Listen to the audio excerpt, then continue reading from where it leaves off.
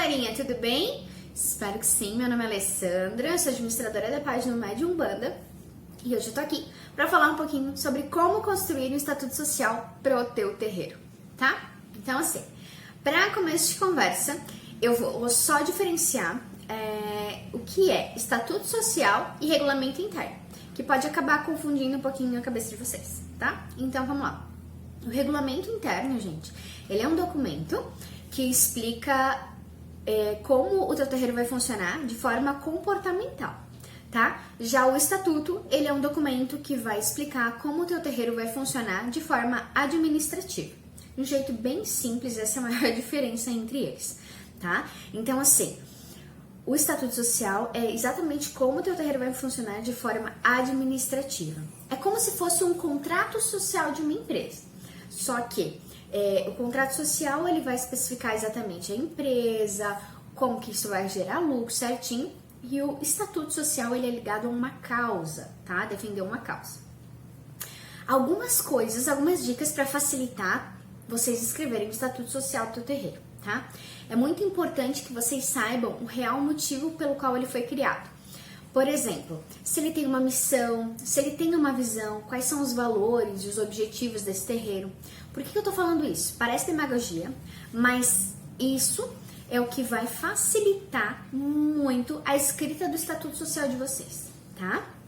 Porque alguns pontos ali vão pedir coisas parecidas, então vai ficar bem mais claro, bem mais rápido de ser escrito se vocês já tiverem isso definido, tá bom?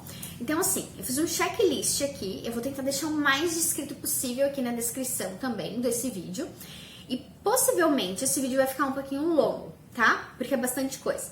Mas eu tentei enxugar o máximo que dava, deixar o mais simples possível para ajudar vocês, para pelo menos ter um início, tá? Eu vou fazer o CNPJ do meu terreiro, para que vocês não comecem isso do zero especificamente. Se vocês quiserem, me chama lá no Instagram e já aproveita aí para se inscrever nesse canal se tu não é inscrito ainda, compartilha esse vídeo, porque sim, a gente precisa desse tipo de informação para tocar melhor ainda os nossos terreiros, tá bom? Então vamos lá. Me chama lá no Instagram, pede, não tem problema, manda um DM pra mim, de boa, tá, gente? Eu respondo todo mundo que me manda. Então, assim, checklist. Tu vai começar esse documento escrevendo o nome do teu terreiro lá em cima, tá bom? Depois disso, vai ser a parte, por exemplo, que é da sociedade e seus afins, tá? Então, essa primeira parte que explica pra que é realmente, pra que vai servir essa sociedade, tá? Ponto 1, então. Para qual finalidade foi criado o teu terreiro, né? E o endereço onde ele se encontra hoje, tá bom?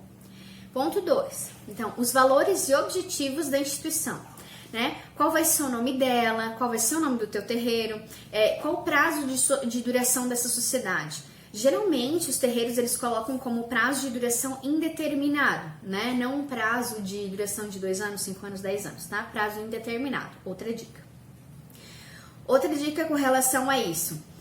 Por que eu coloquei aqui qual vai ser o nome dela, tá? Porque quando tu vai fazer um CNPJ, isso vocês vão ver, muitos CNPJs eles têm uma razão social, que é o nome que ele tem junto lá à Receita Federal, e um nome fantasia, que vai ser geralmente o nome do teu terreiro. Pode ser que seja o mesmo, mas às vezes as pessoas colocam nomes diferentes, e tá tudo bem também, tá certo? Né, dos integrantes da sociedade. Então aqui tu vai explicar como é que vai ser a divisão de integrantes, então quem vai contribuir financeiramente, quem não vai, como é que vai ser essa divisão. Tem terreiros, por exemplo, que colocam, durante o período que a pessoa está aqui na assistência, para entrar na gira, ela vai contribuir com 50% da mensalidade, ou não, essa pessoa ela não vai contribuir e tudo mais, então especificar bem bonitinho isso, tá?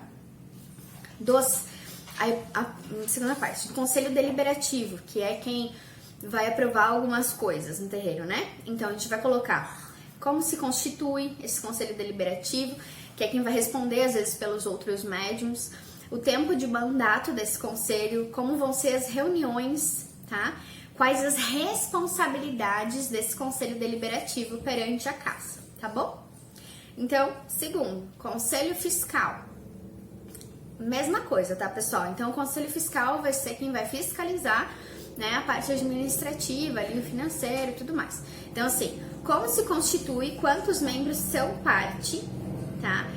Nos conselhos em geral, eu indico vocês não colocarem números pares, por questões óbvias, né?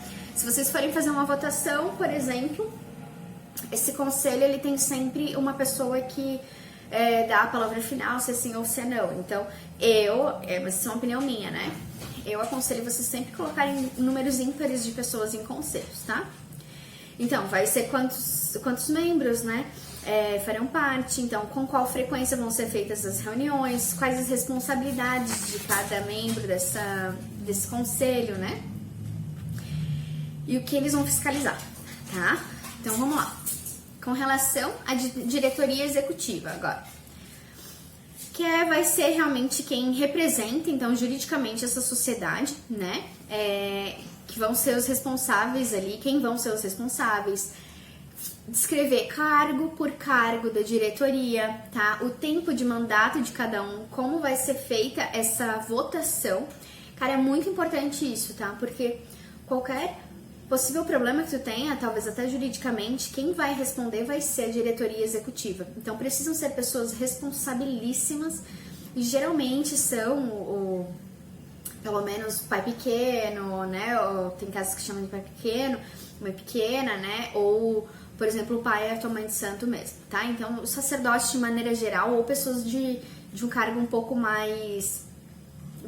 de uma hierarquia um pouco maior dentro do teu terreiro, para garantir que tu tenha um pouco mais de... como é que eu posso falar isso pra vocês? Para caso vocês venham ter algum problema, essa pessoa realmente tem argumentação, já tem uma estrada para conseguir defender melhor, tá? Algumas causas. Então, assim, se até agora essas informações elas estão sendo úteis para você, me ajuda a continuar te ajudando. Se inscreve aí nesse canal, tá? Ativa o sininho para receber as notificações dos nossos vídeos, que a gente vai sim tentar fazer o possível para continuar auxiliando no que for necessário, tá? Tanto na parte aí de experiências quanto nas partes administrativas dos terreiros. E aí, agora a gente parte para a parte educativa do terreiro, né? Que é então o conselho eclesiástico ou diretor eclesiástico. A gente pode ter mais do que uma pessoa ou uma pessoa responsável pela parte doutrinária do terreiro, que vai ser então os responsáveis pelas doutrinas, tem que colocar o tempo do mandato, né? De quanto em quanto tempo as coisas elas precisam ser reformuladas, enfim. Essa pessoa ela vai ser responsável por manter as doutrinas, né, do terreiro ali em dia, né? Os rituais, enfim, como se faz, né? Vamos lá agora. Dos direitos e deveres dos associados, então dos membros deste terreiro, né? Aqui a gente precisa explicar, não precisa ser uma explicação muito específica, pode ser, e eu até indico que seja um pouco mais generalista, por quê? A gente vai explicar os direitos de se fazer parte e os deveres de se fazer parte deste terreiro. Assim, gente, não tem muito o que falar, né? Quando você faz parte de um terreiro. Quais são os direitos? Sei lá, você tem o direito de utilizar o local, né? O espaço da casa, você tem direito de participar das doutrinas, assim como geralmente os direitos eles acabam sendo os deveres dos médiuns. Como, por exemplo, você tem o dever de cumprir as regras do regimento interno, tá? Que aí vai ser um segundo documento. Então, esse tipo de situação você tem que também saber explicar ali, tá bom? Das assembleias. Uma vez que você constitui o seu terreiro, então você precisa fazer as assembleias que vão ser para dizer que sim ou que não, para dizer o que está acontecendo no terreiro, quais são os planos futuros do terreiro, tá? Então, as assembleias elas são muito importantes para esclarecer algumas coisas. Elas são reuniões realizadas de tempos em tempos com os médiuns. Sabe aquela reuniãozinha rápida que a gente faz, às vezes no final da gira, ou antes da gira, ou antes ou depois de uma doutrina, por exemplo? Então, essa é uma reunião, mas sendo formal, sendo assinada uma ata, sendo feito uma coisa mais robusta realmente, passando os resultados, tá? Ali, como é que eu vou passar o resultado de um terreiro?